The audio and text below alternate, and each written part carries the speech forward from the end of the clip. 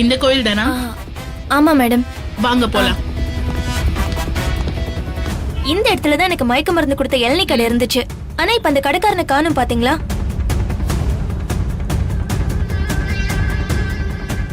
என் கூட வாங்க.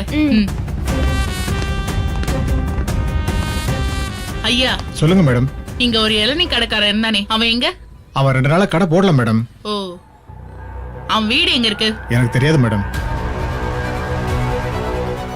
எனக்கு தெரியுமா, நான் சொல்றேன் வாங்க. சொல்லுங்க. அம்மா, அவர் வீடு எனக்கு தெரியும்.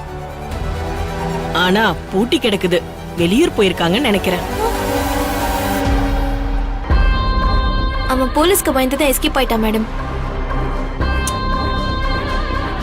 இப்ப என்ன பண்றது மேடம்? சரி வாங்க, கோயில இருக்கிற சிசிடிவி ஃபுட்டேஜ் போய் பார்க்கலாம். சரி வாங்க மேடம். வாங்க.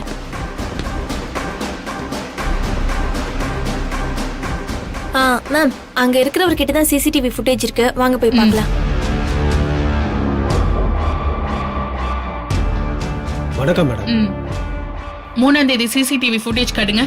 அன்னைக்கே இந்த மேடம் பார்த்துட்டு வாங்கிட்டு போயிட்டாங்களே மேடம். மறுபடியும் காட்டுங்க. Okay madam.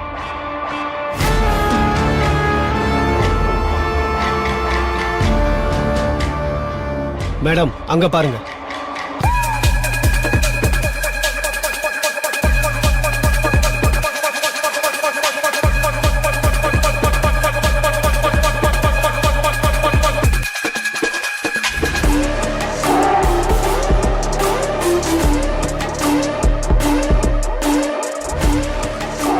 இலக்கியாவும் கடைக்காரனும் பேசினது இந்த ஒரு வீடியோ தான் இருக்கு.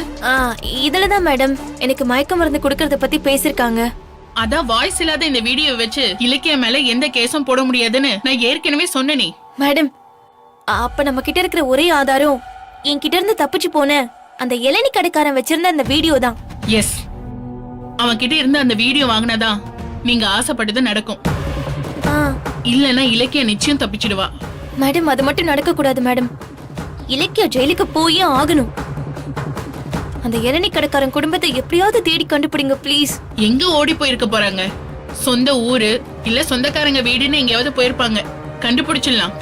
அப்புறம் இன்னொரு விஷயம் மேடம், எனக்கு கடைக்காரன் இளநீ கொடுக்கும்போது பக்கத்துல முக்காடு போட்டு ஒரு பொம்பளை உட்கார்ந்துருந்தா.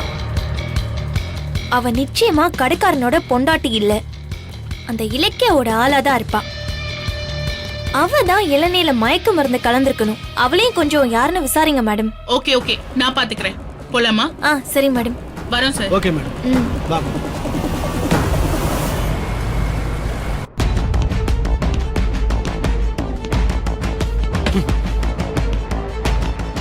நானே எல்லாருக்கும் தண்ணி காட்டுறவன், ஆனா எனக்கே தண்ணி காட்டிட்டானுங்களே.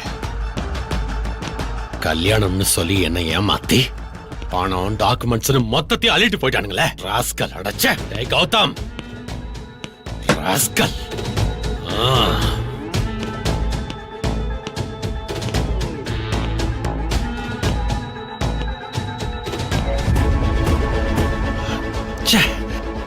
இப்ப டென்ஷன் ஆகி என்ன பண்றது?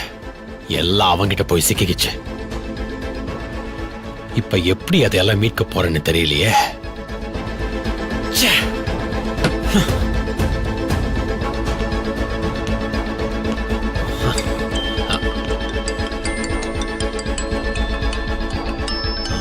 சாயில் டெஸ்ட் ஆபீசர் இந்த ஆள் இப்ப எதுக்கு போன் பண்றான்?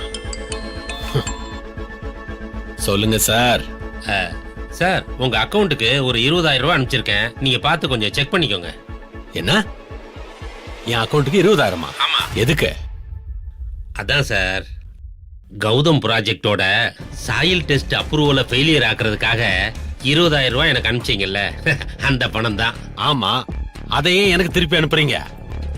சாயில் டெஸ்ட்டை ஓகே பண்ணாதீங்கன்னு நீங்க எனக்கு 20,000 கொடுத்தீங்க. ஆனா எதுக்கும் போட்டு பாப்பமேன்னு அதை ஓகே பண்றதுக்காக கௌதம் கிட்ட நான் 2 கோடி கேட்டேன். கேட்டு அவரும் 2 கோடி ரூபாய் பணத்தை எனக்கு கொடுத்துட்டாரு.